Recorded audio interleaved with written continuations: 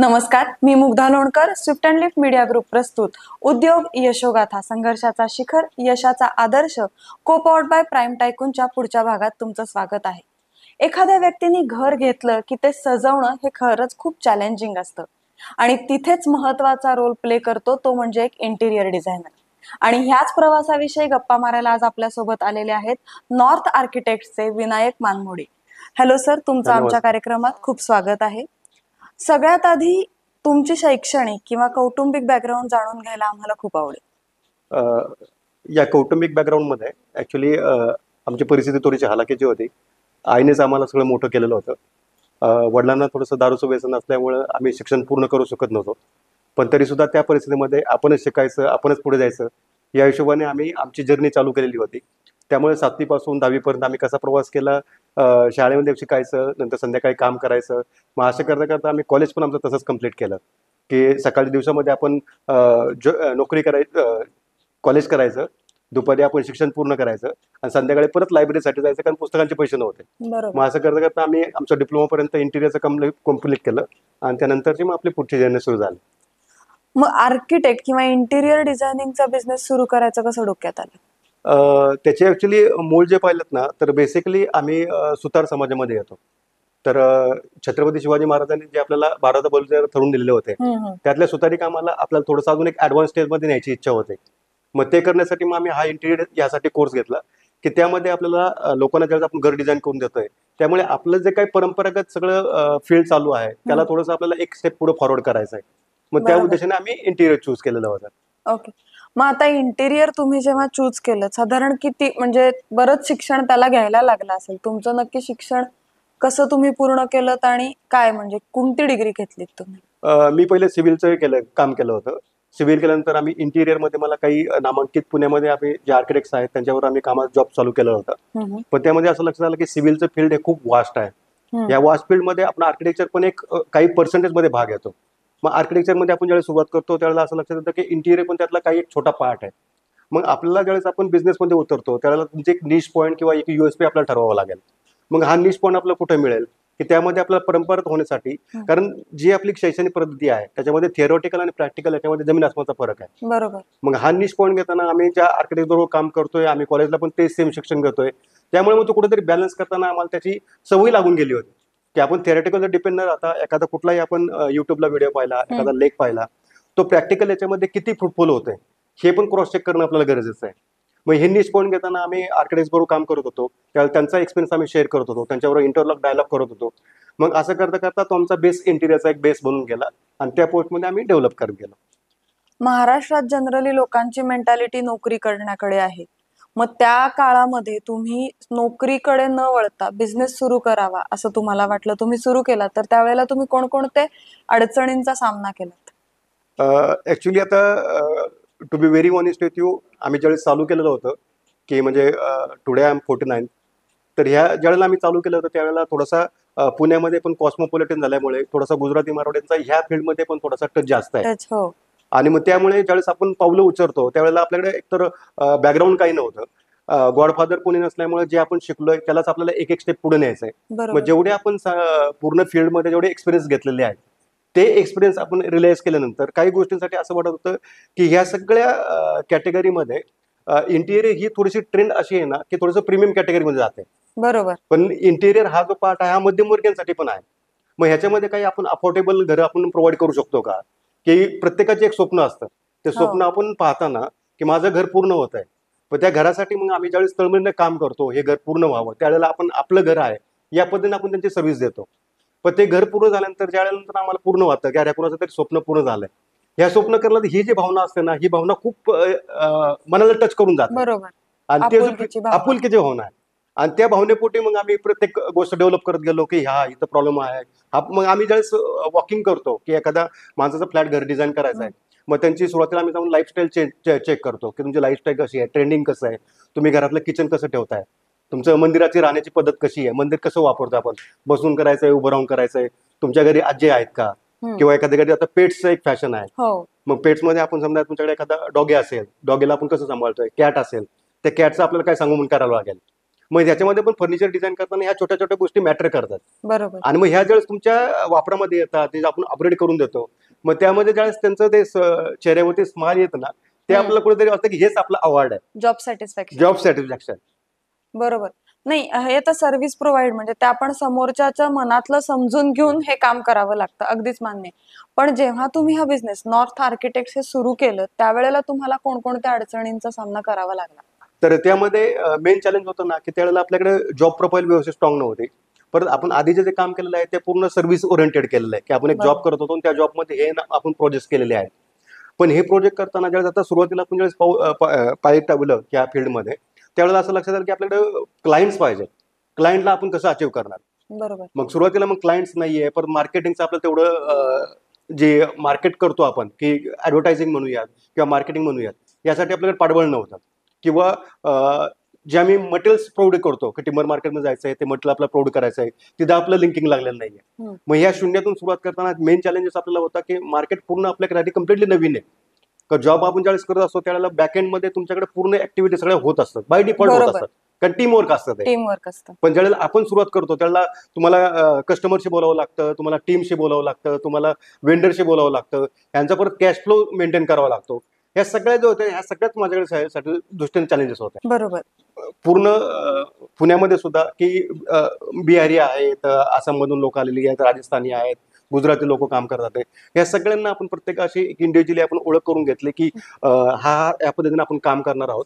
सुरुवातीला आपण एक काम करून पाहूयात, एक कामाचे आपले रिझल्ट कसे येतात आहे, दुसऱ्या कामाचे रिझल्ट कसे येतात आहे. मग असं करत एक एक माणूस आपण चूज करत गेलो आणि त्या पद्धतीने मग आपली टीम सगळी डेव्हलप होत गेली. बरोबर. आता ह्या बिझनेस सुरू करण्यामागे प्रेरणा कोण होतं? म्हणजे आपल्याला एखादा टर्निंग पॉइंट मिळतो आयुष्यात, की आता नाही मी जॉब नाही करणार, आता मी बिझनेस करणार. असा तुमच्या आयुष्यातला टर्निंग पॉइंट कुठला आणि तुमच्या बिझनेसच्या मागची प्रेरणा कोणती? तर टर्निंग पॉईंट हा जो म्हणतात ना, की ऍक्च्युली ज्या वेळेला आपण एखाद्या बिझनेसमध्ये उतरतो किंवा मराठी माणूस ज्यावेळेस एखादा करतो, थोडीशी एक मानसिकता आपल्या मराठी लोकांची अशी आहे की मध्यमवर्गीयासाठी बिझनेस नाही हो. किंवा मराठी माणसाने बिझनेसच करू नये. ही एक जी धारणा आहे ना, या धारणेपोटी आपण ज्यावेळेस बिझनेसमध्ये उतरतो त्यावेळेला जसं मी सुरुवातीला सांगितलं की हे सेल्फ डेव्हलपमेंटमध्ये आहे, हम्म. की आपल्याकडे गोडफादर कोण नाही आहे. त्यामुळे आपणच शिकायचं, आपणच उठायचं, आपणच स्वतःची पाठ थापायची आणि समजा कधी काय फेल जर झालं स्वतः डोळे पुसायचे आणि परत उभ्यानी उभ्या नवीन राहायचं. सुरुवात करायची. पण माझ्या दृष्टीने जो गेम चेंजर म्हणतो ना, तो गेम चेंजर असा असायला पाहिजे की तो जे कर्व जे म्हणतो आपण, की जे कर्व मध्ये स्मूथली तुमच्या सगळ्या प्रोग्रेस चालू आहे हो. आणि त्या प्रोग्रेसमध्ये तुम्ही पूर्ण सक्सेसफुल तुमचा बिझनेस मेंटेन केलेला आहे. पण तो बिझनेस म्हणला मी गेम चेंजर नाही म्हणत. गेम चेंजर असा व्हायला पाहिजे की तुमचे अपडाऊन सारखे होतात आहेत आणि ते अपडाऊन होताना तुम्ही मग त्यातून बाउन्स बॅक कसं करताय आणि तो बाउन्स बॅक केल्यानंतर तुम्हाला रिझल्ट काय मिळतात आहे आणि त्यामध्ये तुमचा बिझनेस जो आहे, तुमचा टीम वर्क आहे, तुमच्या क्लायंटचं जे सॅटिस्फॅक्शन आपण म्हणालो ते सॅटिस्फॅक्शन आपण कसं अचीव्ह करतोय, क्लायंट तुमचा किती खुश राहतोय, रेफरलला तुम्हाला किती मिळतोय. म्हणजे आज जर माझ्याकडे पाहिलं तर माझ्याकडे 80% क्लायंटचा जो क्लायंटल एरिया आहे तो रिपीटेडमध्ये आहे. बरोबर. तो रिपीट करतोय आपल्याला की आज मी हे काम चांगलं झालं माझं, तो शेजारच्या सोसायटीमध्ये सांगेल, शेजारच्या फ्लॅट धारकाला सांगेल किंवा त्यांच्या फ्रेंड सर्कलमध्ये सांगेल, ऑफिस कलिगला सांगेल की माझं काम विनायक सरांनी केलंय, हे छान काम झालंय, तुम्ही पण त्यांच्याकडून सर्व्हिस घ्या. बरोबर. तर हा जो प्रकार आहे, हा प्रकार आपल्याला गेम चेंजर मध्ये कुठेतरी नव्या गोष्टीतून आपल्याला घेऊन जातो. बरोबर. बिझनेस सुरू करण्यासाठी प्रेरणा कोण आहे? प्रेरणा म्हणजे तसं पाहिलं तर आमच्या आजोबापासून म्हटलं तरी चालेल, की त्यांनी पण ऍक्च्युली सुरुवातीला जॉब केला होता. ते मिलिटरी सर्व्हिसेसमध्ये होते. तिथे पण ते सुतारी कामच करत होते. पण ते केल्यानंतर आत्ता बानेर भाग थोडासा डेव्हलप होत गेला. बरोबर. पण सुरुवातीला आपण तिथं पाहिलं तर शेती हा सगळा प्रकार नाविन्याने तिथंच होता आणि त्या ठिकाणीच हे बारोबल आम्ही स्वतः पाहिलेली आहे, की ज्यावेळेला आम्ही आवत करणं किंवा नांगर करणं हे केल्यानंतर ज्यावेळेला आम्हाला ते 4 किलो पेरू मिळायचे, 5 किलो पेरू मिळायचे आणि त्यानंतर घराची थोडीशी आपण त्याला काय म्हणू की सपोर्ट मिळायचा. सपोर्ट सिस्टीम ती आहे ती थोडीशी डेव्हलप होत गेली होती. म्हणजे हा प्रेरणा जर पाहिलं तर आजोबांपासूनच मी घेऊ शकेल. ते तुम्ही मगाशी म्हणालात की तुमच्या आईने तुम्हाला वाढवलं आणि मग जेव्हा बिझनेस तुम्ही सुरू केलात तेव्हा तुमच्या आईची रिएक्शन काय होती? एक छोटा किस्सा सांगतो, त्यावेळेला तुमच्या थोडंसं क्लिअर होईल आणखी. मी 7वीला होतो आणि 7वीला असताना आम्हाला स्कॉलरशिप भरायची होती. स्कॉलरशिपला आपल्याला हवे होते आम्हाला 5 रुपये. मी घरी गेलो, वडिलांच्या खिशामध्ये भरपूर पैसे पडले, पण मला ते घ्यायची इच्छा नव्हती. कारण आईची शिकवण होती ना, की आपण स्वतःहूनच जे कमवू त्याच्यावरती आपला हक्क आहे, दुसऱ्याच्या पैशावरती आपला हक्क नाही. मी तिथून घेऊन शाळेमध्ये गेलो शाळेमध्ये गेल्यानंतर आम्ही त्याला सरांना तो गुरुजी म्हणायचो. तर गुरुजींना मी सांगितलं की गुरुजी माझ्याकडे पैसे नाही आहेत, मी स्कॉलरशिप नाही बसू शकत. त्यावेळेला गुरुजींनी सांगितलं की मी हे पैसे मी भरतो, तुझी स्कॉलरशिप मिळाल्यानंतर तू पूर्ण कर. म्हणलं ओके. त्यावेळेला मी उठलो आणि त्यांना फक्त एवढंच आश्वासन दिलं की गुरुजी ही मी स्कॉलरशिप मिळेल ना की पहिला चेक मी तुम्हाला आणून देईन. आणि ही जी शिकवण होती ना ही ऐकून मला मिळाली. आणि यू कॅन बिलीव्ह की त्यानंतर आम्ही एवढी घोर मेहनत केली की त्यावेळेला मी तालुक्यामध्ये 3रा नंबरला आलो होतो. ती स्कॉलरशिप मिळाली. स्कॉलरशिप मिळाल्यानंतर त्या गुरुजींनी आम्हाला मदत केली. त्यांच्याकडून पहिला गेलो, तो चेक घेतला. जेव्हा आम्हाला तो पहिला हम्म. चेक मिळाला तो त्यांच्याकडे गेलो, म्हणलं हा गुरुजी तुमच्याकडे पैसे काढून घ्या आणि बाकीचे आम्हाला द्या. हम्म. म्हणजे ह्या पद्धतीने जी आमची शिकवण होत गेली ना, मग ह्याचा कुठेतरी जो मनाला टच पॉईंट म्हणा किंवा आमच्या सबसिक्वेंट माइंडमध्ये आपल्या ह्या सगळ्या गोष्टी सेव्ह केलेल्या होत्या. मग बरोबर ह्याच गोष्टीमध्ये आम्हाला पुढं उभारी मिळत गेली. बरोबर. म्हणजे आता काही प्रोजेक्ट्स मी असं पाहतो ना, म्हणजे आता मी ओपनली थोडंसं बोलतोय की ज्या शेतामध्ये आईने काम केलेलं होतं त्या ठिकाणी आता मोठमोठ्या बिल्डिंग झालेल्या आहेत. हम्म. पण जो कस्टमर तिथं घेतोय त्या कस्टमरला ह्याची कल्पना पण नाहीये की इथे आपण किती घामाचं चीज केलेलं आहे. बरोबर मग त्यामुळे त्या कस्टमरला बाय डिफॉल्ट मी माझ्याकडून काही न सांगता की सर तुमचे एवढं बिल झालं, तुम्ही एवढं केलेलं आहे, हे तुमचे जे काही लाखभर अमाऊंट असेल हे तुम्ही नाही दिलं तर मला चालेल. तर मला समाधान हे आहे की त्या गोष्टीवरती माझ्या आईने जे कामाचं केलंय त्याचा कुणातरी त्या हेतूनं आपण कुणाचं तरी घर सजवतोय सजवतोय. आणि त्यांच्या जीवनाला थोडीशी एक उभारणी देतोय की तुम्ही थोडंसं अजूनही डेव्हलप व्हा, आम्ही तुम्हाला बरोबर. सपोर्ट करायला तयार आहोत. बरोबर बरोबर. आता इंटिरियर डिझायनिंग सेक्टरमध्ये कसं असतं की प्रत्येक माणूस वेगळा येतो, तुम्हाला जो नवीन भेटतो तो. तर त्या सगळ्या लोकांशी डील करताना तुम्ही कशी स्ट्रॅटेजी वापरता? त्याच्यामध्ये स्ट्रॅटेजी म्हणजे तत्पूर्वी मला एक थोडंसं सांगायला आवडेल की ज्या वेळेला कोविडचा जो एक पिरियड गेला त्या हम्म. कोविडच्या पिरियड नंतर 2 वर्षभर लागलेला पूर्ण हा बाउन्स बॅक करायला लागले. बरोबर. आपण उमेद हारलेली नव्हती, आपल्याला नवीन काहीतरी करायचं होतं. पण आपण म्हणतो ना की अपडाऊन बिझनेसमध्ये होत असतात. तो कोविड नंतरचा थोडासा पिरियड जो होता एकदमच खालच्या लेवलला गेलेला होता की आमच्याकडे आम्ही जवळजवळ माझ्या कंपनीमध्ये -5 डिजिटमध्ये आमच्याकडे फिगर्स होत्या की आम्हाला ते देणं आहे पण हम्म. आपल्याकडे काहीच नाहीये. बरोबर. त्यावेळेला तर मी ह्या पॉईंटला आलो होतो की नाही आता हे पूर्णपणे आपण थांबूया सगळं आणि आपण नोकरी करूया सरळ. मग जेवढे आपले रेफरन्स होते, कारण ऍट द स्टेज ऑफ 45 तुम्ही एक जॉब अप्लाय करताय, मग तिथे आपल्याला जॉबला आपल्याला किती मिळतील फक्त उद्देश एवढाच होता की बाकी ज्या लोकांनी आपल्याला मदत केली आहे त्या लोकांचे पैसे आपल्याला रिपे करणं गरजेचं आहे. बरोबर. मग त्या उद्देशाने मी नोकरीसाठी पण प्रयत्न करत होतो. पण असं करता करता पुण्यामध्ये एक एस फॅमिली म्हणून एक ग्रुप आहे, तर ते बिझनेस ट्रेनिंग देतात आपल्याला की बिझनेस तुमचा कसा डेव्हलप व्हायला पाहिजे ह्यासाठी ते सपोर्ट करतात. मग तिथं मी सेशन अटेंड केलं आणि तुम्ही जो प्रश्न विचारला प्रेरणा कुठून आली, मग तिथे गेल्यानंतर माझा जो बाउन्स बॅक होता तो एवढा प्रचंड होता की मी त्या ग्रुपला जॉईन करता माझा उद्देश एवढंच होतं की मला सर्व्हायव्हल करायचं आहे फक्त, की माझा बिझनेस एक सर्टन लेवलला जरी आला तरी खूप होईल. पण तिथे गेल्यानंतर मला एक नवीन उमेद सापडली की बिझनेस आपल्याला एक्झॅक्टली कसा करायला पाहिजे. मराठी माणसाने पाऊल जे बिझनेसमध्ये एकदम ठाम करून ठेवायला पाहिजे त्याच्या स्ट्रॅटेजी काय.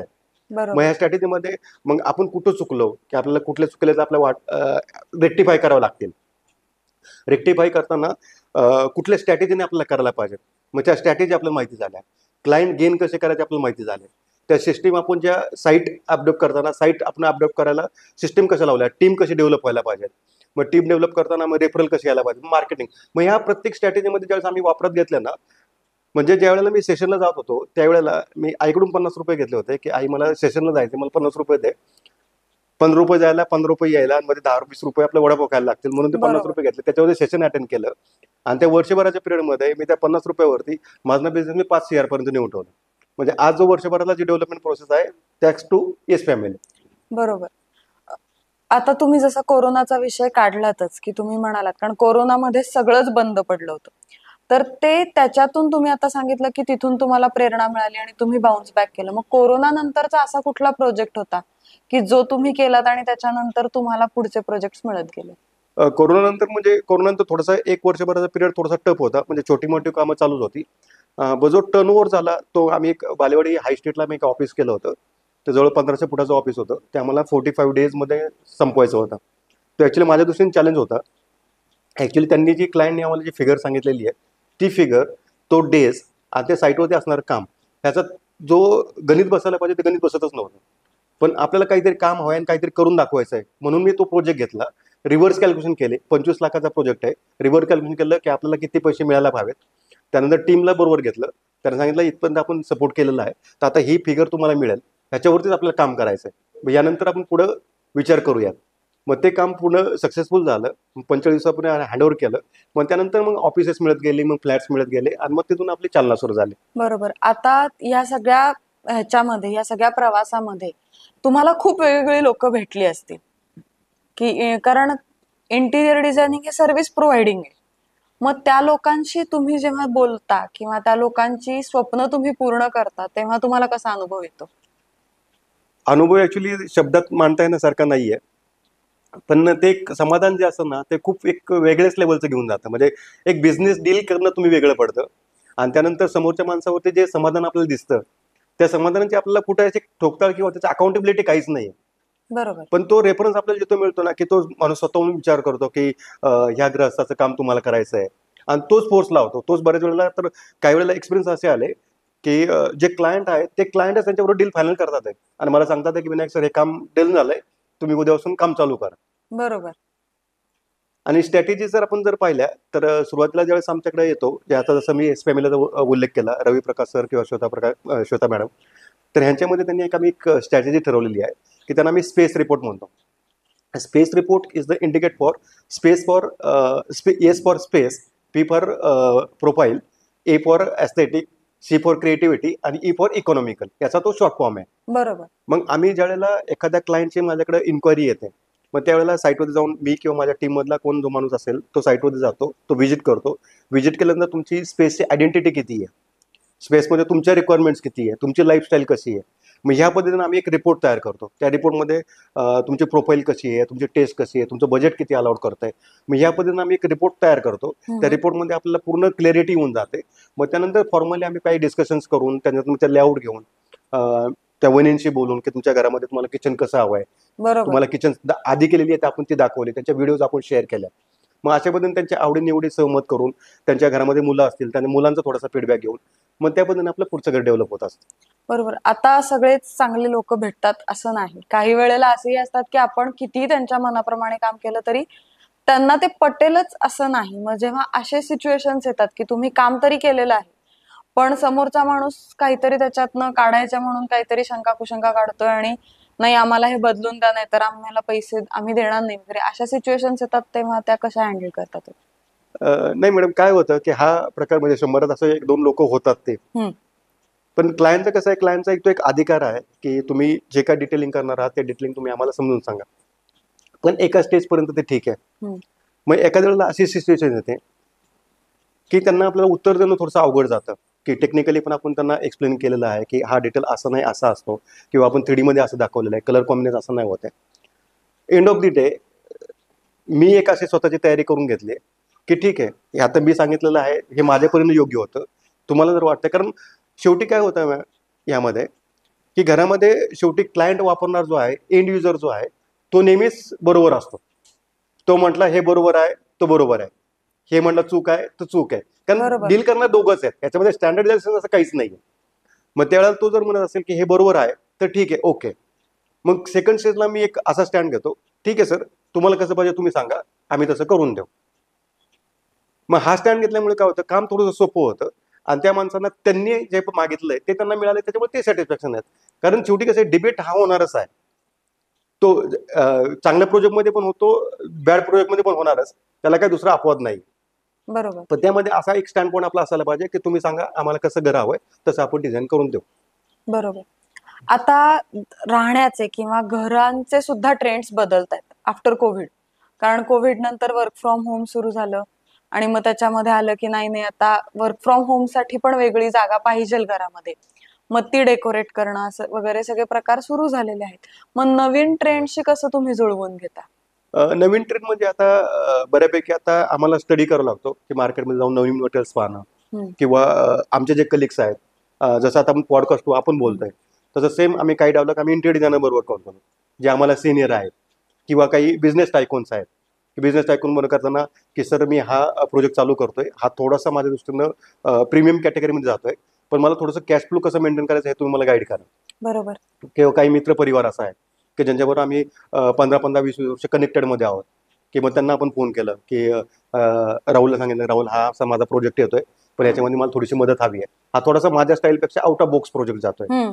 मग त्यांच्या काही लर्निंग्स आपण गेट टुगेदर घेतल्या आणि मग त्यानंतर मग आपण रिसर्च केला की मार्केटमध्ये काय नवीन मटेरियल आहे, यांचा ट्रेंड काय आहे, किंवा आता नवीन जी जनरेशन येते, नवीन जनरेशनमध्ये त्यांना जसं आपण जनजी वगैरे जे म्हणतो की नवीन जनरेशन येते, मग त्यांना काही कलर कॉम्बिनेशन वेगळे आवडतात आहे. मग तुमचे कलर चूज करा. मग त्यांचे एक पॅलेट डिफाईन होतात. एखाद्याला पिंक कलर आवडत असेल, मग पिंकचे कलर बरोबर कुठले कॉम्बिनेशन जातात आहे. मग अशा पद्धतीने त्यांच्या आवडीनिवडी घेऊन, त्यांचा विचार करून, त्यांचा सारा मार्केटचा सर्वे करून आणि ऍट द सेम टाइम बजेटमध्ये आपलं कसं बसवता येईल. कारण ह्या सगळी जी गणितं फिरतात ना, ती सगळी बजेटमध्ये फिरतात. हो, बरोबर. मग बजेटला आपल्याला मॅच करण्यासाठी ते सगळ्याचा ज्यावेळेस आपण कॅल्क्युलेशन्स करतो, त्या कॅल्क्युलेशन केल्यानंतर मग कॅल्क्युलेशन नुसतं आपल्या फिगरपुरती नसतं, त्यांच्या आवडीनिवडीपुरती पण आहे. त्यांची लाईफस्टाईल पण आपल्याला विचारात घ्यावी लागेल. काही लोकांना बसून मंदिर आवडतात, काही लोकांना आम्हाला उभं राहून पाहिजे, त्यांच्या घरी थोडेसे वयस्कर लोक असतात, आणि किंवा जे आता वर्क फ्रॉम होम आपण म्हणतोय की ज्या आम्ही काही बाल्कनीज असे केलेले आहेत की त्या बाल्कनीज आम्हाला वर्क फ्रॉम होमसाठी आम्हाला सपोर्ट करतात. मग तिथे आपण एक असं डेस्क तयार केलं, कारण लॅपटॉपच्या व्यतिरिक्त ते काही फार लागत नाही, पण त्यांना एक प्रायव्हसी हवी असते. मग ते प्रायव्हसी आपल्याला कसं देता येईल, ह्या साईटच्या कंडिशन पण आपल्याला डिफाईन करता येईल. मग ते जे चॅलेंजेस आहेत ते आपण मार्केट सर्वे करून थोडंसं इंटरनेटवरती त्या क्लायंटशी त्यांचा फीडबॅक घेऊन, किंवा आधीचे आपले जे क्लायंट्स आहेत जनरली, मी फोटोशूट जे करतो, क्लायंटचा ज्यावेळेस फीडबॅक असतो, फोटोशूट जनरली आपण करताना आहेत ना, मी जनरली प्रिफर करतो साईट हँडओव्हर झालेली आहे, हँडओव्हर झाल्यानंतर एक कमीत कमी 6 ते 1 वर्षाचा पिरियड त्यामध्ये जाऊन द्यावा, 6 महिने किंवा 1 वर्ष. मग त्यामध्ये कसं आहे की त्यांना ते यूज टू होऊन जातात, आणि यूज टू होऊन जाताना की त्या ठिकाणी ज्यावेळेस ते त्या घरात वावरतात त्यावेळेस त्यांना एक्झॅक्टली फील यायला सुरुवात होते. कारण इंटिरियर हा पण पार्ट असा थोडासा फॅशनसारखा आहे. त्या गोष्टीची आपल्याला थोडासा सवय व्हायला एक वेळ द्यावा लागतो, की आपण इमिजिएटली एक 2 BHK फ्लॅटमध्ये होतो आणि सडनली आपण 4 BHK फ्लॅट घेतलाय. मग तिथं पहिल्या सुरुवातीला तुमचे कपाट असे आपण उघडत होतो, मग स्लायडिंग वॉर्डरोब आले.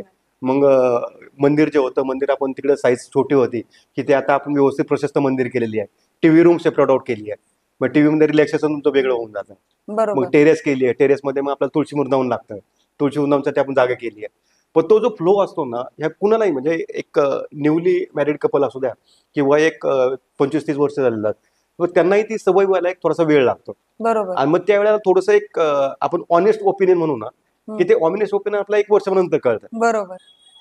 किंवा मग फोटोशूट करायचं नाहीये, कधी आपण त्या सोसायटीमध्ये चाललोय किंवा एक नवीन प्रोजेक्ट आलाय आणि त्या क्लायंटची आपल्याला आठवण झाली की चला वहिनी, सरळ मी इथून चाललो होतो, तुमच्याकडे एक चहा घ्यायला आलो.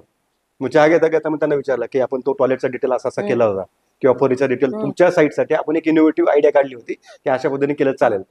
तर व्हॉट डू यू फील, की तुम्हाला असं केलेलं आता पुढे आवडेल किंवा अजून काही त्याचा अपग्रेड करायला पाहिजे. मग त्या अपग्रेडेशनच्या पण सांगतात आपल्याला की ह्या स्टेज ज्या आहेत की सर तुम्ही हा डिटेल केला होता, थोडंसं ह्याच्यामध्ये आपण अपग्रेड करूयात. बेडचा डिटेल असेल, बेडमध्ये बरेच मुलं खेळत असतात, बरोबर. मग त्या एजेस असतात, ते बेड उचलताना आपल्याला बोटाला थोडंसं बोचतं, मग त्याला आपल्याला काही सॉफ्ट क्लोज करता येईल का. मग असे जे डिटेल्स आता मॅक्सिमम म्हणजे आउटपुट मिळतात ते क्लायंटकडूनच फीडबॅक मिळतो. बरोबर. आणि त्याच्यानंतर मग आमची पुढची प्रोसेस चालू राहते. बरोबर. आता मला असं विचारायचं की आता पुण्यात बऱ्याच ठिकाणी रिडेव्हलपमेंट चालू आहे, जुन्या बिल्डिंग्स हे होऊन, मग तसे तुमचे त्या सिव्हिल इंजिनियर्स बरोबर किंवा त्या मोठ्या कन्स्ट्रक्शन कंपनीज बरोबर टायअप्स वगैरे असतात का? नॉर्मली आपण प्रिफर करतो, आपण कॉन्टॅक्ट करतो, पण त्याला ऑनेस्टली असं टाईप नाही म्हणता येणार. आपण मग त्यांना रिस्पॉन्स देतो की त्यांना आपण रिक्वेस्ट करतो की मी या सोसायटीमध्ये एक फ्लॅट केलेला आहे. कारण कुठलाही माणूस ज्यावेळेला इंटिरियरचं काम काढतो त्याला एक समोर जर पाहायला मिळालं, कारण आपण किती जर पिक्चराईज दाखवलं किंवा व्हिडिओज दाखवले, तर ते प्रिफर करता आम्ही साईटवरती जाऊन पाहिलं तर जास्त कम्फर्टेबल राहील. आपण जास्त पीच असं करतो की तुम्ही साईटवरती या, साईट तुम्ही फ्लॅट पाहून घ्या, क्लायंटशी बोला, क्लायंटचे 2 मिनिटं तुम्ही एक टाइम स्पेंड करा, मग तुम्हाला तो पूर्ण जो जर्नी आहे, कारण शेवटी कसं आहे की journey is more important than destination. बरोबर. त्यामुळे हा जो जर्नीचा प्रवास जो सुरू करून झाला होता, आपण क्लायंटशी बोललो, क्लायंट नंतर आपलं इंटरॅक्ट झालं, मग त्यांनी आपल्याला फायनल केल्यानंतर डिझायनिंग प्रोसेसमध्ये आलो, साईटची ऍक्टिव्हिटी सुरू झाल्या. मग या साईटची ऍक्टिव्हिटी होताना बार चार्ट आपण करून दिलेला आहे, त्या बार चार्टमध्ये डे टू डे ऍक्टिव्हिटी होतात का. मग क्लायंटला आपल्या, कारण सगळेच जॉब करता येते, सगळेच बिझी आहेत, मग तुम्हाला जर तुमचं प्रोजेक्टचं पूर्ण 3 महिन्याचं शेड्यूल केलंय, ते बार चार्टमध्ये आलंय, बार चार्टमध्ये तुम्हाला पेमेंटचा दिवस माहिती आहे कधी करायचं आहे, सिलेक्शनला माहिती आहे आपल्याला कधी जायचं आहे, साईटवरती काय ऍक्टिव्हिटी आहे ती आपल्याला कळून जाते. इव्हन आता काही प्रोजेक्ट्सवरती आम्ही असं करतोय की आता रिसेंटली मी हिंजवडीला फेज 3 मध्ये घर केलं होतं. ते जे मिस्टर आहेत ते नेव्हीमध्ये आहेत आणि ही बाई आहे ती दुसऱ्या ठिकाणी राहते. आणि मग त्या बाईला मुलांमुळे त्यांना साईटवरती जाणं शक्य नाही, बरोबर. मिटिंगला पण त्या बरोबर वेळेवर येत नाही. ह्या माणसाचा मोबाईल कधी लागणार लागणारच नाही. मग त्यासाठी आम्ही ऍक्टिव्हिटी केली होती की त्या पूर्ण फ्लॅटमध्ये काम चालू असताना आम्ही कॅमेरा लावून ठेवले होते हम्म. आणि कॅमेऱ्याचा ऍक्सेस सगळ्यांना दिला होता. बर. पण त्यामुळे काय झालं की ह्यांना कनेक्ट करताना की आम्हाला पण काही डिस्कस करायचं आहे, मग त्यावेळेला ते मोबाईलवरती त्यांच्या कधी त्यांना वेळ असेल किंवा ह्यांना कधी रेंज हम्म. मिळाली, नेटवर्क आलं, मग त्यावेळेला ते पाहत होते की ऍक्टिव्हिटी बर आपली काय बर काय बर. चालू आहे. मग अशा पद्धतीने त्यांना आपल्याला बरेचसे ऑप्शन्स वर्कआउट करता येतात आणि त्या पद्धतीने आपल्याला प्रोसेस डिफाईन होऊन जाते. पुढच्या 5 वर्षांमध्ये तुम्ही तुमच्या कंपनीला कुठे बघता? आपल्या माझ्या कंपनीला मी सांगता कमीत कमी एक 150-200 CR पर्यंत मी पाहायची माझी इच्छा आहे. त्यासाठी एक थोडासा मॉड्युलर फर्निचरचा एक सेटअपचा आपण एक विचार करतोय. At the same time residential category बरोबर आता काही फूड चेन जे डेव्हलप होतात ते पुण्यामध्ये. बरोबर. Just recently we're started work with Cake Carnival, the Cake Carnival shop हो म्हणून आहे. हो हो.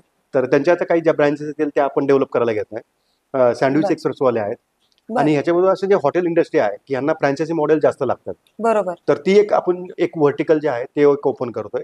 कमर्शियल कॅटेगरीमध्ये आपण सुरुवातीपासून आहोत. ऑफिसेस आपण डिफाईन करतोय. हम्म. नंतर शोरूम्स आपल्याकडे आहेत. EV सेगमेंटमध्ये आता बऱ्याचशा शोरूम डेव्हलप होतात आहे. तर त्याच्यामध्ये आपण काम करतोय. तर त्यामुळं आय गेस माझं टार्गेट आहे 5 वर्षामध्ये 200 CR पर्यंत आपण जाऊया. नाही, चांगले, ऑल द बेस्ट. थँक्यू. आणि आता पुण्यामध्ये तुम्ही म्हणालात मेट्रोपॉलिटन सिटी आहे, प्रत्येकाचे चॉईसेस वेगळे आहेत, त्याच्याप्रमाणेच इंटिरियर डिझायनिंग करणारे पण खूप आहेत. राईट. तर तुम्हाला कॉम्पिटिशन खूपच आहे. असं नाही की आपण म्हणजे एकच आहे. आणि तर ह्या कॉम्पिटिशन मध्ये सर्व्हाइव्ह करण्यासाठी तुम्ही काय करता? सर्वाय म्हणजे आपला USP जो आहे ना तो सर्व्हिस ओरिएंटेड आहे. हा तर एक मेन क्रायटेरिया आहे बरोबर. आपल्याकडे. म्हणजे मॅक्सिमम सर्व्हिस लोक सगळे सर्व्हिस देतात. पण यामध्ये आपल्याकडे जो USP आहे ना की वन स्टॉप सोल्युशन आपल्याला जे म्हणतो ते आपल्याकडे सगळे वन स्टॉप सोल्युशन्स आहेत. We do vastu consultancy, we do architecture consultancy, hmm. Material produce करायचं तर मटेरियल आपल्याकडे आहे. काही मॉड्युलर फर्निचरवाल्या असोसिएटेड आपल्याकडे कंपन्या आहेत. त्यांच्यावर आपण टाईप करून तुम्हाला किती दिवसामध्ये घर पाहिजे तेवढ्या दिवसामध्ये आपण त्यांना हँडओव्हर करू शकतो. म्हणजे आपला बरोबर. मेन USP जो आहे तो हाच आहे की आपण वन स्टॉप सोल्युशन देऊ शकतो. त्याच्यामध्ये आर्किटेक्चर पॉईंट पण येईल, इंटिरियर पण येईल आणि वास्तू पण येईल. बरोबर. ह्यामुळे हा आपला मेन USP आणि त्याच्यामध्येच आपण थोडंसं पारंगत आहोत. बरोबर. आता मला असं विचारायचं होतं की इथं तुमचं बाणेर वगैरे साईडला काम चालू आहे, तसं अजून कुठे कुठे तुमचं काम चालू आहे पुण्यामध्ये किंवा पुण्याच्या बाहेर? पुण्याच्या बाहेर तसं आपण बरेचसे शोरूम्स करतो की ज्या असं मी म्हणतो की EV सेगमेंट जो आहे हम्म. त्या E सेगमेंट बरेचसे बजाज, हुंडाई, सुझुकी ह्या कंपन्या आता अपग्रेड होतात आहे. बरोबर. तर तो एक आम्ही निश पॉईंट पकडला की त्याच्यामध्ये श्रीरामपूर आहे, कोपरगाव आहे, नाशिक आहे, या ठिकाणी आपली कामं चालू आहेत. हम्म. आणि सिटीमध्ये जर आपण पाहिलं तर सिटीमध्ये आपण PCMC एरिया जो आहे तो पूर्णपणे 90% आपल्याकडे तिकडे काम आहे. बर. त्यानंतर नगर रोड पर्यंत आपण पोहोचलेलो आहोत. आणि यामध्ये मॅडम आणखी एक चांगला उद्देश असा की आता आपल्याकडे जी टीम आहे त्याजवळ 300+ लोकांची टीम आहे. तर ह्या टीम्स आपण 3 स्टेजमध्ये डिवाइड केलेल्या आहेत, 3 बर. स्टेपमध्ये, आणि त्या एरिया वाईज डिवाइड केल्या आहेत. हम्म. कारण ही लोक पण कधी थोडंसं स्कॅटर्ड राहतात. त्यांचे लोकल जे लिव्हिंग स्टाईल आहे, कोणी वारजेल राहत आहे, कोणी येरवड्याला राहत आहे, कोण कात्रजला हा. राहत आहे. मग ह्याच्याप्रमाणे की आपण काय केलं की 3 टीममध्ये आपण डिवाइड करतो की एक औंधपासून जो वरचा जो एरिया आहे PCMC, वाकड, बरोबर. हिंजवडी, हा. तो एरियामध्ये एक टीम काम करेल. हम्म. औंधपासून तर आपला सिटी एरिया वानवडीपर्यंत तिथपर्यंत एक टीम काम करेल आणि वानवडीच्या खाली जे आहे त्या ठिकाणी एक वेगळी टीम काम करेल. बर. त्यामुळे मेन कसं होतं की आता ऍक्च्युअली मेट्रोची कामं चालू आहे, ट्रॅफिक एवढं सगळं जाम हो. होत आहे.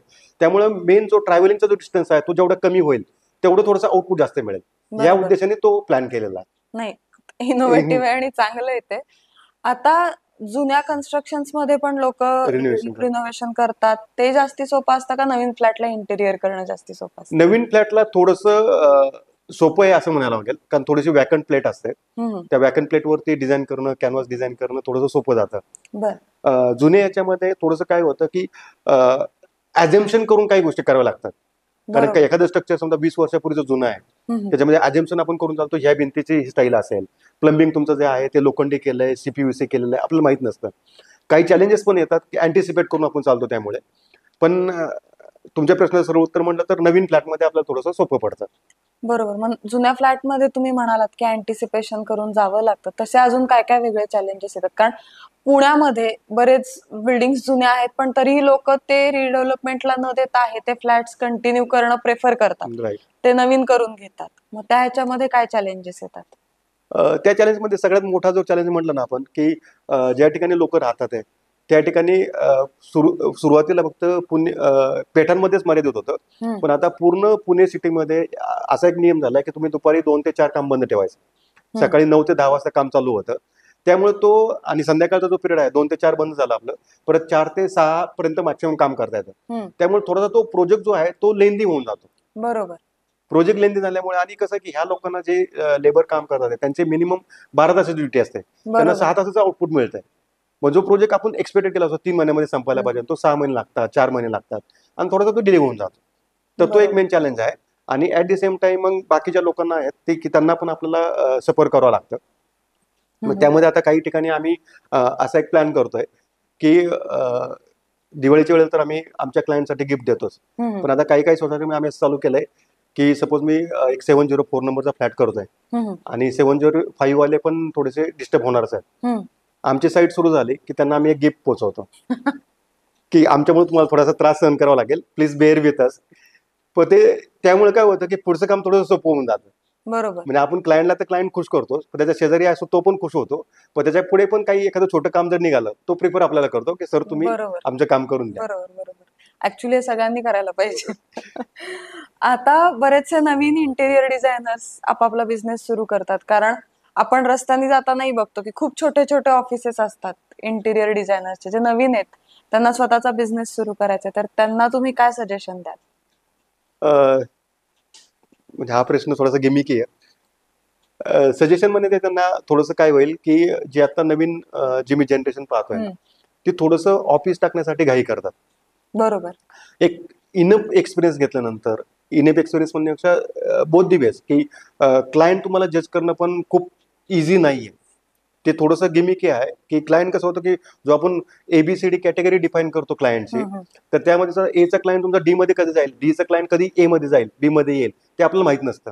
त्यामुळे तुम्हाला दोन्ही गोष्टींचा लाईफस्टाईल प्रत्येकाची हे ऑब्झर्व करणं खूप गरजेचं आहे. हम्म. एक सर्टन एक्सपिरियन्स पाहिजे तुम्हाला. At the stage of material तुम्ही सिलेक्शन कसं करताय, साईटवरती लेबरशी बोलताना आपण कसं कम्युनिकेट करायला पाहिजे. जर त्याला एखादा डिटेल करता येत नसेल तर तो आपण कशा पद्धतीने करून देऊ शकू. कारण always you have to wear जो another person shoes. Hmm. Hmm. जर क्लायंट बरोबर आपण काम करतोय तर क्लायंट त्याची ऍक्टिव्हिटी कशी राहणार आहे. कारण ज्यावेळेस मी क्लायंटला पाहायला जातो त्याचं ऑब्झर्वेशन कसं आहे, ती बाई किचनमधून डायनिंग मध्ये प्रिफर करते का टेरेसमध्ये जाते. काही लोक असं करतात की डायनिंग टेबल जर आम्ही व्यवस्थित छान केलं असलं तर टेरेसमध्ये जेवण करणं प्रिफर करतात. मग त्यांचा तो पॉईंट जो आहे तो आपल्याला ह्यांना एक्झॅक्टली द्यायचं आहे काय आपल्याला ते खुश करण्यासाठी. बरोबर. आणि त्यांची लाईफस्टाईल ऑब्झर्व करण्यासाठी तुम्हाला तेवढे प्रोजेक्ट करावे लागतील. बरोबर. तेवढे प्रोजेक्ट करावे लागतील. नंबर ऑफ पीपल्स आपल्याला स्टडी करावं लागेल. पीपल स्टडी केल्यानंतर कॉस्मोपॉलिटन झाल्यामुळे प्रत्येक आय एम नॉट कास्टिझम म्हणून नाही शकत, पण प्रत्येकाची स्टाईल फॅमिलीची वेगवेगळी आहे. ट्रेंड वेगळा असतो. फॅमिलीची ट्रेंड वेगळी आहे, रिक्वायरमेंट्स वेगळी आहेत. आणि त्यांच्या आणि मेनली कसं आहे की त्यांच्या आवडीनिवडीनुसार आपल्याला घर करून देणं पाहिजे. बरोबर. आपण आपला 8 तास करायला नको की मला हे असंच घर करायचं आहे ऍज अ डिझायनर म्हणून. मी कन्सल्टंट आहे, मी डिफाईन करणार की तुम्हाला हा इथं ऑरेंज कलरच पाहिजे. हम्म. Not necessary. त्यांची पण थोडीशी टेस्ट विचारत घ्या. त्यांना विचारा तुम्हाला ऑरेंज कलर चालणार आहे का. ऑरेंज कलर नसेल तर तुम्ही दुसरा ऑप्शन द्या. आणि हे थोडंसं क्विक व्हायला पाहिजे. म्हणजे ज्यावेळेला कस्टमर तुमच्यावर बोलतोय तुमच्याकडे बॅकअप माइंडमध्ये ह्या सगळे ऑप्शन्स असायला पाहिजेत. आणि हे इझिली करण्यासाठी तुम्हाला जेवढं मार्केटमध्ये स्टडी करावं लागेल, मटेरियलची डिटेलिंग समजावं लागेल, लेबरची कोऑर्डिनेट करावं लागेल आणि त्यानंतर मग तुम्हाला बिझनेसमध्ये यावं, असं नवीन जनरेशनचा सल्ला आहे. कारण आता बऱ्याचशा वेळेला काय होतं की ते सुरू करतात त्यांचं स्वतःचं, अपेक्षित यश नाही मिळालं की ते डिप्रेशन मध्ये जातात. ऑफिस 2 महिने दिसतं, 3ऱ्या महिन्यात ते तिथे दिसत नाही. मग डिप्रेशन्स आणि मग काम नाही मिळत, असे कंप्लेंट्स चालू होतात. मग त्या ह्यांना अपबीट राहण्यासाठी किंवा त्यांचं मॉरल कायम टिकवून ठेवण्यासाठी काय सांगाल? नाही, मॉरल म्हणजे एखाद्या सुरुवातीला म्हटलं होतं की तुम्हाला यश तर वन स्ट्रोक मध्ये येणार नाही. तुम्हाला खूप खाचाखळक्या कराव्या लागतील. म्हणजे प्रत्येकाला येतीलच असं काही नाहीये. पण तुमच्या जे स्ट्रॅटेजीज आहेत ना, जसं आता मी म्हणालो की येस फॅमिलीमध्ये आल्यानंतर मला एक स्ट्रॅटेजी मला सापडली की मला एक्झॅक्टली कुठल्या मार्गाने जायचं आहे. बरोबर. तुम्हाला स्टार्ट टू एंड मध्ये तुम्हाला स्ट्रॅटेजी ठरवावं लागेल, स्ट्रॅटेजी डिफाईन करावं लागेल. स्ट्रॅटेजी डिफाईन केल्यानंतर पण तुम्हाला चॅलेंजेस येतील अपग्रेड होण्यासाठी. कस्टमर तुम्हाला वेगळे भेटतील.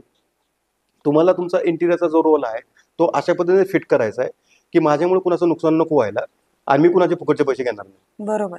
आणि ह्याच्यामध्ये तुम्ही जर तुमचे प्रयत्न चालू ठेवले आणि प्रामाणिकपणाने काम केलं तर यश तुमच्या पायाशी नक्कीच व्हायला. पूर्वी म्हणजे जे पूर्वीचं कन्स्ट्रक्शन होतं तेव्हा फ्लॅट्स मोठे होते, फ्लॅट एरिया साईज सिस्टीम. मोठा होता. हा, कार्पेट एरिया जास्ती होता, आता सेलेबल जास्ती असतो, कार्पेट खूप लहान असतो. राईट. म्हणजे बाल्कनीज खूप मोठ्या असतात. त्याच्यानंतर बाहेरचा एरिया जास्ती असतो, पण किचन म्हणजे अगदी कुकिंग एरिया, एक माणूस पण बसत नाही. मग अशा ठिकाणी इंटिरियर करताना चॅलेंजेस येतात का? चॅलेंजेस खूप काही असतात त्यामध्ये. अ, आता ॲक्च्युली सगळं ओपन मार्केट असल्यामुळे की यूट्यूब, इंस्टाग्राम, पिंटरेस्ट वगैरे ऑप्शन तुमच्याकडे सगळे छान छान मिळतात. बरोबर. आयडिया सगळ्यांकडे आहेत, पण सगळ्यात मोठा आपल्याकडे जो ड्रॉबॅक आहे ना, तो एक्झिक्युशनचा आहे. मग एक्झिक्युशन करताना प्रत्येक इंच भूमीचा, म्हणजे किचनचं तुम्ही पर्टिक्युलर उदाहरण घेतलं तर त्यामध्ये आपण पाहिलं तर आपल्याला एक एक इंच जागा महत्वाची असते. मग अगेन त्या ठिकाणी पण हाच जो कल आहे ना, की जी मुलगी कोण किंवा जी बाई माणूस किचनमध्ये काम करत आहे, त्यांची ऍक्च्युली नीड आपण समजून घ्यायला पाहिजे. त्याचे आपण नोट डाऊन करून घ्यायला पाहिजे. तुमच्याकडं मोठे, आता जसं तुम्ही म्हणा की जुन्या घरामध्ये आपल्या मोठे डबे मोठे असायचे, मग मोठे ठेवत तुमच्याकडे आता वापरता का तुम्ही? जर खरोखर वापरायचं डिस्कार्ड करून घ्या. तुमच्या रिक्वायरमेंट काय आहे? तुम्हाला 5 किलोचं ठेवायचं, तुम्ही मग सुरुवातीचे आपले काही बुलेट प्रश्न असतात, की जसं आपण म्हणलं की तुम्ही राशन किती दिवसाचं भरताय. बरोबर. जुन्या वेळेला आपण महिन्या हो. राशन भरायचो, आता आठवड्याभरचे सिस्टम आले. मग जुने डबे आपल्याला नकोच आहेत. मग ती तुम्ही लिस्ट डाऊन करा. मग कुकिंगमध्ये तुम्ही नॉनव्हेज किती बनवताय, मग तुम्हाला चिमणी लागणार आहे का? मग त्यामध्ये मग आपल्या किचनमध्ये, तुमच्या किचन वेअर्समध्ये आहेत की तुमच्याकडे इलेक्ट्रॉनिक्स गॅजेट किती आहेत, मग तुम्हाला फ्रीज किती लागणार आहे. मग या सगळ्यांचं आपण ज्यावेळेस कॅल्क्युलेशन करतो आणि ज्यावेळेला पॉईंट टू पॉईंट आपला एक्झिक्युशन करताना साईटची जागा किती आहे त्याच्यामध्ये ज्यावेळेस आपण फिट आउट करतो, त्यावेळेला ऑटोमॅटिकली रिझल्ट तुम्हाला छान मिळतात. बरोबर. आता म्हणजे हे तर बिझनेसशी रिलेटेड झालं, आणि या बिझनेसमध्ये पण आपलं डोकं कायम चालू ठेवण्यासाठी आपण थोडा वेळ त्याच्यातून वेगळा मोकळा काढतो. तर अशा मोकळ्या वेळात तुम्ही काय करता? मला एक चांगली सवय आहे की माझं जिमिंग चालू आहे. जिमिंग अजून करत असतो. ट्रेकिंगचा एक थोडासा शौक आहे, आणि बाकी मूवीज वगैरे आणि पुस्तकं. आणि मग ह्याच्यामध्ये तुम्हाला फॅमिलीला कसा वेळ देता? कारण टाइम डिमांडिंग जॉब आहे. प्रत्येकाला कधी कुठल्या साईटवर उशीर होईल, काही अचानक कुठली परिस्थिती होईल, मग टाइम ऑफ फॅमिलीला कसा वेळ देता? विकली काही प्लॅन्स करतो आम्ही बऱ्याच वेळेला. विकली जनरली होत नाही तसं, कारण मॅक्सिममला आमच्याकडे IT क्राऊड असल्यामुळे त्यांना सॅटर्डे, शनिवार, संडे. सॅटर्डे पूर्ण पॅक असतो. पण असा काहीतरी एक दिवस चूज करतो आम्ही, किंवा जॉईंटली जातो, की आता काही ग्रुप्स वगैरे होत आलेत आमचे, मग ते ट्रेकिंग करणं किंवा काही आउट स्टेशनला जाणं, एक दोन दिवस थोडे कंपल्सरी काढावे लागतात. बरोबर. कारण त्याच्याशिवाय तुमचंही माइंड बाहेर फ्रेश उचलून आणणं. होणार नाही. मग आता आपण असं म्हणतो की कायम एखाद्या बिझनेसमधनी कायम शिकत राहिलं पाहिजे, नवीन येणाऱ्या गोष्टींसाठी वगैरे. आणि तुम्ही आता म्हणालात की आता सोशल मीडियाचा ट्रेंड आहे खूप. मग बरेच वेळेला असं होतं की एखादी गोष्ट आपण सोशल मीडियावरती बघितलेली असते आणि ते एक्झिक्युशन पॉसिबल नसतं काही वेळेला त्या जागेमध्ये, तर त्यावेळेला तुम्ही क्लायंटला कसं हँडल करता? नाही, बरेच वेळेला हा प्रश्न येतो, म्हणजे हा प्रश्न एकदम रास्त आणि परफेक्ट आहे, की बरेच वेळ काय होतं सोशल मीडियामध्ये आपण ज्यावेळेस पाहतो की त्या ठिकाणी माझं जो व्हिडिओ काढलेली आहे किंवा तो इंस्टाग्रामचा जो रील बनवलेला आहे, तो पूर्ण एक प्रीमियम व्हिला आहे. बंगलो आपण ज्याला बंगलो म्हणतो, आहे. बंगला तर थोडेसे कमी झाले पण रो हाऊस वगैरे याच्यामध्ये तो हम्म. प्रीमियम व्हिलामध्ये केलाय. तिथं तुमच्याकडे जागा 20 फुटाची आहे, 20 फुटाचा टीव्ही युनिट त्यांनी बनवलेलं आहे, आणि आपण इथं फ्लॅटमध्ये करतोय 5 फुटामध्येच. बरोबर. मग त्यांना थोडंसं आपण क्वेश्चनिंग करतो. क्वेश्चनिंग म्हणण्यापेक्षा त्यामध्ये तुम्हाला त्या टीव्ही युनिट मधलं एक्झॅक्टली काय आवडलं, की तुम्हाला त्यातलं कलर कॉम्बिनेशन आवडलंय का, जे तुम्ही तो टीव्ही प्लेस केलेला आहे त्या टीव्हीचं लोकेशन आवडलंय, खाली त्यांनी गॅजेट्स बार केलेले आहेत, ते गॅजेट बार आवडले तुम्हाला, एक्झॅक्टली त्यातलं काय पिन पॉईंट झालाय. मटेरियल असेल तर मटेरियल आपण सेम रिपीट करूयात. डिझाईन आवडला असेल तर त्या 20 फुटामध्ये मी जे सुरुवातीला म्हणतो की त्याच्यामध्ये कन्सेप्ट जी वापरली आहे ते कन्सेप्ट आपण अडॉप्ट करूयात, त्या कन्सेप्टला डेव्हलप करू आणि त्या पद्धतीने तुम्हाला आउटपुट द्यायचा प्रयत्न करू. तर बरोबर. अशा पद्धतीने तो आपल्याला टॅकल करता येतो. नाही, खूपच चॅलेंजिंग तुमचा जॉब आहे. आणि वेगवेगळ्या साईट्स, आता सध्या कुठली पुण्यातली जी तुमची फेवरेट साईट कुठली चालू आहे? आता हिंजवडी फेज 1 मध्ये मी काम करतोय. फारच रेसिडेन्शियल. रेसिडेन्शियल साईट आहे, 3 BHK फ्लॅट आहे. या वर्षीतलं तरी आतापर्यंत stage today one of the best site होईल ते. लास्ट स्टेजला आहे. अच्छा. फायनल हँडओव्हर मला वाटतं एक 15 ऑगस्ट नंतर आपण हँडओव्हर करू त्यांना. आता पुढचा प्रश्न असा की आता आपण इतक्या वेळ आपण क्लायंट संदर्भात बोललो, आता वेंडर्स असू देत किंवा जे लेबरर्स असतील, त्यांच्याशी डील करताना आपल्याला वेगळे टेक्निक्स यूज करावे लागतात. मग क्लायंट आणि वेंडर्स यांचा ताळमेळ कसा घालता? जनरली आमचा जो वेंडर असतो तो क्लायंट बरोबर बोलत नाही, कारण आपण वन स्टॉप सोल्युशन देतोय, तर क्लायंटची पण हीच अपेक्षा असते की जे काही प्रश्न असतील ते माझ्याकडे येतील, कारण सुरुवातीचा डिझायनिंग स्टेजचा आपल्याकडे गंध असतो. आणि आणखी एक पार्ट त्याच्यामध्ये असा आहे की ज्यावेळेस वेंडर्स किंवा लेबर आपल्याकडे काम करत असतात, त्यांची एक सर्टन मेंटॅलिटी असते. त्या मेंटॅलिटी म्हणण्यापेक्षा त्यांनी आतापर्यंत जे काम केलेलं आहे ते ज्यावेळेस ते क्लायंटला प्रिफर करायचा प्रयत्न करतात, त्या one of the best project त्यांनी जो केलेला असतो तो ते प्रिफर करतात किंवा तो डिटेल रिपीट करतात. पण जनरली आमचं जे विजन असतं, तुम्ही आज घर केलं तयार आहे, कमीत कमी 5 वर्ष तरी तुम्हाला बोर नको व्हायला. बरोबर. म्हणजे तो जो एक फ्युचरिस्टिक आपला जो पॉईंट असतो पाहण्याचा, तो लेबरकडे नसतो. मग त्यांना सांगताना आपण असंच करतो की तुम्ही आमच्याबरोबर कोऑर्डिनेट करा, जे काही डिटेल आहे ते समजून घ्या प्रत्येकाच्या स्टाईल प्रमाणे.